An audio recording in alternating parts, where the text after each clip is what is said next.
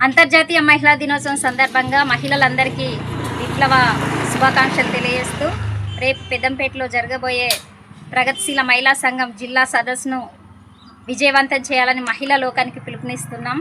ముఖ్యంగా మహిళలపైన అణచివేత, అత్యాచారాలు, వరకట్నాత్యలు ఇలాంటివి ఎక్కువ జరుగుతున్నాయి.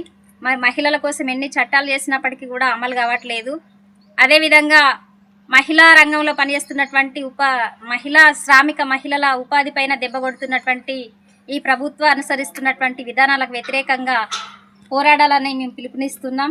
అదేవిధంగా అసంఘటిత రంగంలో పనిచేస్తున్నటువంటి మహిళలకు రక్షణ లేకుండా పోయింది. పని స్థలాల్లో కూడా లైంగిక వేధింపులు, అనేకమైనటువంటి ఇబ్బందులను ఎదుర్కొంటున్నారు. వారి యొక్క సమస్యలను కూడా పరిష్కారం కావాలని మేము ప్రభుత్వాన్ని డిమాండ్ చేస్తున్నాం. సమాన పనికి సమాన వేతనం కూడా కల్పించాలని మేము డిమాండ్ చేస్తున్నాం.